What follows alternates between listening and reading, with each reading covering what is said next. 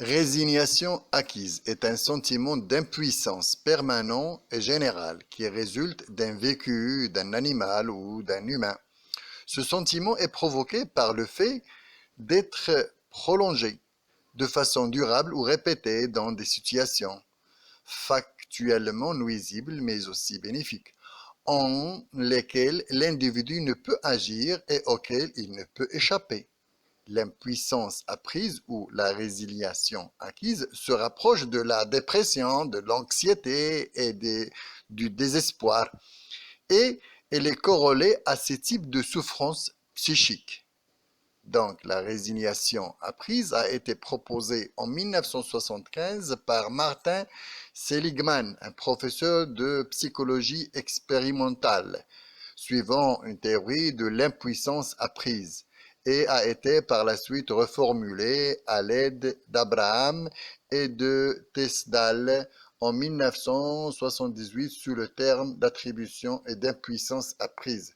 Cette théorie a finalement été révisée et complétée par Abramson, Metlaksky et Alloy en 1989 sous terme de la théorie de manque d'espoir ou de désespoir. Il s'agit là d'un état psychologique résultat d'un apprentissage dans lequel le sujet fait l'expérience de son absence de maîtrise sur les événements survenant dans son environnement, peu importe que l'événement soit bénéfique ou nuisible. Cette expérience tendrait à l'adoption par le sujet, animal ou humain, d'une attitude résignée ou passive. Cette impuissance est apprise car elle se généralise même aux classes de situations dans lesquelles l'action de sujet aurait pu être efficace. Nous avons repris et réutilisé ce concept pour parler du gouvernement algérien, suite à la position du gouvernement algérien qui vient de rompre ses relations diplomatiques avec le Maroc. Déclaration qu'a fait le ministre algérien des Affaires étrangères Ramdan Lamamra, a annoncé mardi, aujourd'hui, la rupture des relations diplomatiques avec le Maroc. Tant mieux pour se reposer un peu. Cette action a été en fait en raison d'actions hostiles du royaume à l'égard du pays, annoncé le ministre algérien des Affaires étrangères.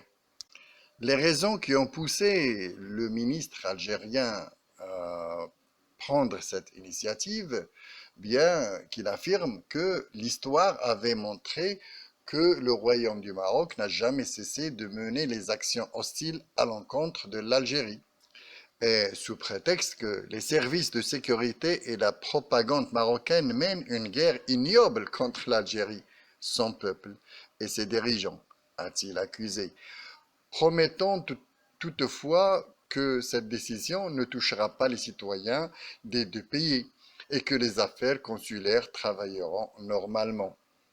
Sachant que fin juillet, le roi, Sa Majesté Mohamed VI, avait déploré les tensions avec l'Algérie, invitant le président algérien Abdelmejid Tebboune à faire prévaloir la sagesse et œuvrer à l'unisson au développement des rapports entre les deux pays. Cette annonce intervient par ailleurs alors que les relations entre les deux pays s'étaient dégradées ces dernières semaines, notamment en raison de l'épineux dossier du Sahara. Aussi encore, l'indépendance de la Kabylie est au cœur des tensions. Nous allons voir ça point par point. Le Maroc, de son côté, rejette catégoriquement les prétextes fallacieux de l'Algérie pour rompre ses relations avec le royaume. Donc, elle a réagi à la décision d'Alger de rompre ses relations diplomatiques avec le royaume. Voici la réaction de Rabat selon un communiqué du ministère des Affaires étrangères. 1. Le Royaume du Maroc a pris note que la décision unilatérale des autorités algériennes de rompre à partir de ce jour les relations diplomatiques avec le Maroc. Le Maroc regrette cette décision complètement injustifiée mais attendue au regard de la logique d'escalade constatée ces dernières semaines, ainsi que son impact sur le peuple algérien. Il rejette catégoriquement les prétextes fallacieux, voire absurdes, qui la sous-tendent. Quant à lui, le Royaume du Maroc restera un partenaire crédible et loyal pour le peuple algérien et continuera d'agir avec sagesse et responsabilité pour le développement des relations intermaghrébines saines et fructueuses. Et si nous essayons de puiser un petit peu avant d'expliciter le concept de résiliation acquise, avant puiser derrière les causes de cette nouvelle position algérienne. Eh bien, la première question ou le point différent, c'est le Sahara. L'affaire du Sahara vient de plus en plus être close. Il est désormais marocain par la reconnaissance tout d'un ensemble de pays amis, surtout les États-Unis d'Amérique et ses alliés. La question prépondérante à cela est l'indépendance de la Kabylie. Autrement dit, le roi ou bien le Maroc est-il pour ou contre l'autodétermination de la Kabylie? Le Maroc va-t-il la soutenir ou au contraire la rejeter, sachant que le problème étant algéro-algérien?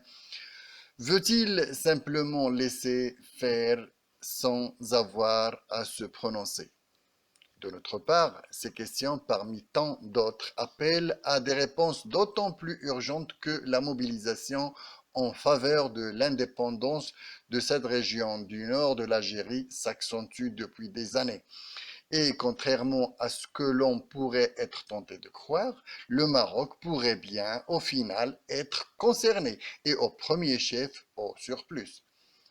Le 20 avril 2021, l'Algérie a soufflé son 41e bouget du printemps berbère.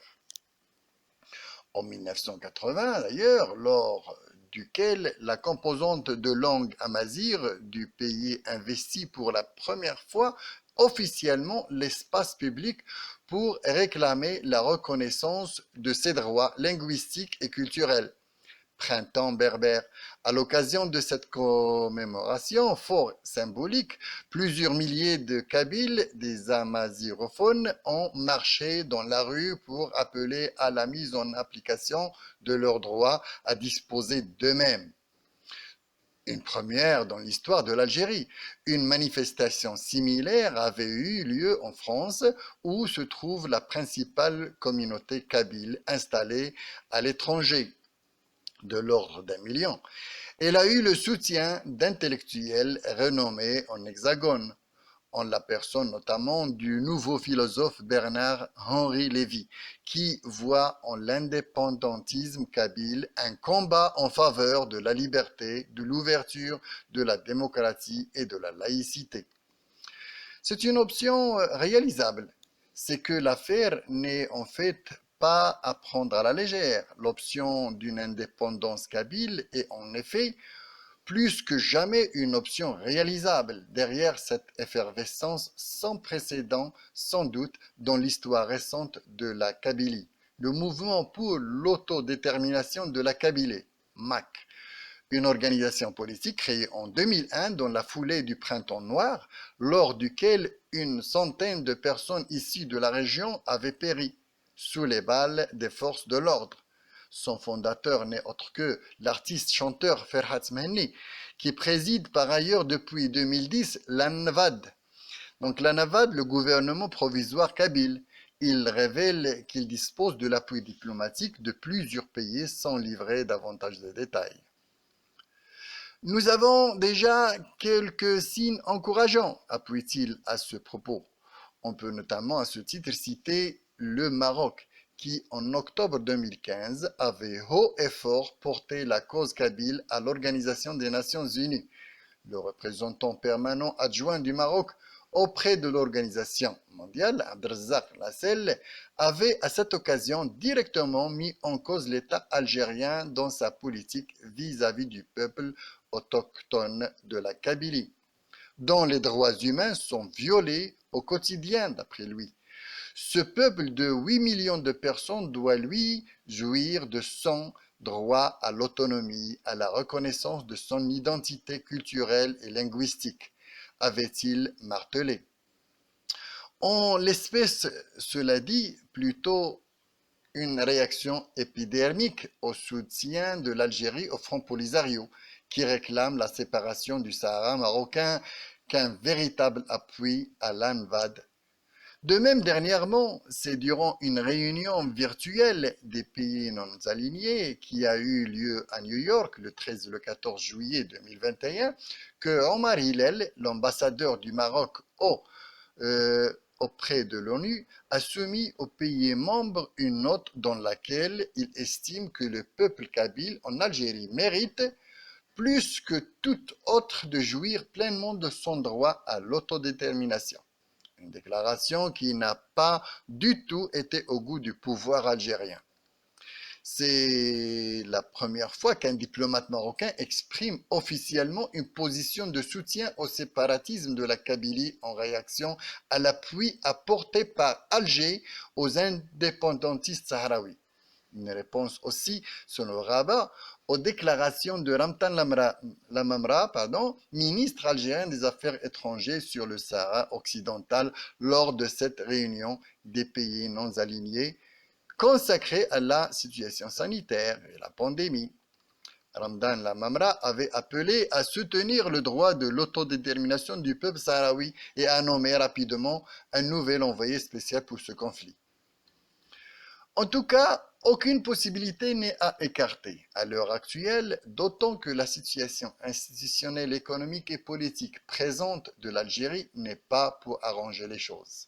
En effet, un grand nombre d'analystes évoquent de façon de plus en plus insistante la possibilité d'un chaos à la syrienne à terme, en raison de l'incertitude qui entoure l'avenir proche du pays. Les derniers incendies perpétrés dans la région kabyle, c'est également une manière de blâmer la Kabylie. Cette région, Kabylie, est le cœur battant des manifestations, le Hirak. D'ailleurs, c'est avec la pandémie, le mouvement s'est arrêté partout, sauf en Kabylie. La Kabylie est l'une des régions qui a le plus souffert pour l'indépendance de l'Algérie. Une probabilité fort possible, en effet, est une disparition sans autre forme de procès de l'Algérie, ou l'existence de râlants séparatistes en Kabyle comme Omzab, sans oublier les vastitudes sahariennes, témoignent de l'échec patent dans la construction d'une véritable nation depuis l'indépendance.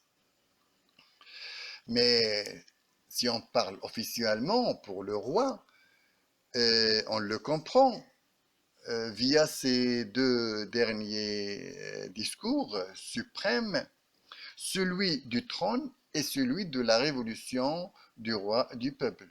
Ou au contraire, il s'est montré avec plus de sympathie, de sagesse et d'engagement envers l'unité algérienne, en précisant d'ailleurs que l'État d'Alger, n'aurait jamais du mal émanant du Maroc. Ce que peut-être beaucoup de monde ignore, c'est que le discours royal du trône revêt un caractère particulier, révérend, chargé de patriotisme, de nationalisme, et suit la fameuse cérémonie d'allégeance et de tous les défilés des manifestations auxquelles assiste un grand nombre de citoyens. En plus de la cérémonie de prestation de serment des officiers lauréats des différentes écoles et instituts militaires, paramilitaires et civils. Quoique ces 2 dernières années, il y avait une exception à cause de la pandémie.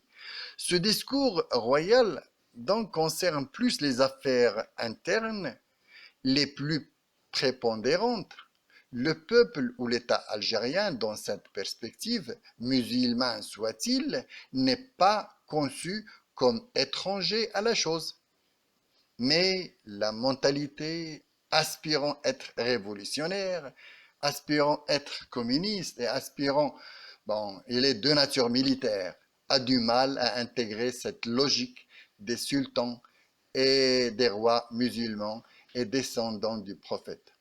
Pour le peuple marocain, ceci constitue une sorte de directive royale. Donc, aux Marocains de bien suivre à la lettre politique suprême portant de valeurs humaines, religieuses, éthiques et islamiques, et émanant de Amir el-Mominin, chef des croyants, sans attendre d'ailleurs l'approbation du gouvernement ou bien des débats politiques.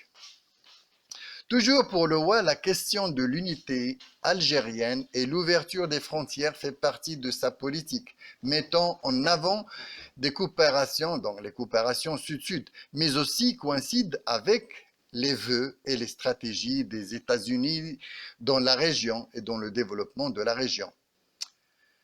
Quant au deuxième discours du 20 août, réitère encore une fois par sa proposition en confirmant la possibilité de réussir ensemble dans l'émergence d'un nouvel espace maghrébin et ses engagements stratégiques avec les voisins européens, surtout par l'esprit de partenariat stratégique.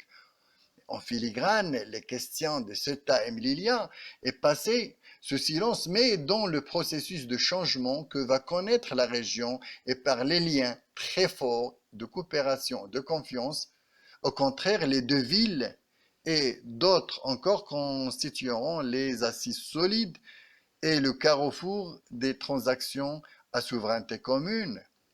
D'ailleurs, cette deuxième ne serait encore meilleure qu'avec l'instauration d'une bonne et réconciliation avec l'espace maghrébin. Encore dit-on, fort et bien, le Maroc est déjà lancé dans ses grands chantiers de développement, comme vous le suivez ici sur l'écran. Ses visions à venir sont très hautes par rapport aux visions canoniques algériennes. En plus, le réaliser ses exploits dans le développement ne lui permettent jamais de retourner ou bien le retour en arrière vers les querelles sur Ceuta et Melilla ou bien semer le désastre aux alentours. Mais au contraire, la stabilité politique de l'Algérie, il est nécessaire ici. La riposte de la part du gouvernement aujourd'hui algérien explique bien cet échec éternel depuis l'indépendance de construire un État solide, développé. Se sont aujourd'hui déçus de la grande perte du siècle, les milliards et les milliards de soutien aux séparatistes sahraouis. Déception totale suite au pillage des fonds, de l'arnaque, du vol des fonds vers les banques étrangères. Une politique désastreuse. Les réserves en devises se sont épuisées. Les réserves en gaz et en pétrole prendront fin dans les années à venir. Les revendications et les manifestations du Hirak montent et croient de plus en plus. Une politique en deçà des attentes du peuple algérien. Le gouvernement algérien n'a pas pu supporter aussi les critiques venant de l'extérieur, surtout les rapports des autres pays, en l'occurrence le rapport américain de développement. Le gouvernement algérien se trouve dans l'embarras, dans l'incapacité de suivre. C'est ce qu'on pourrait appeler la résignation acquise ou bien l'impuissance apprise.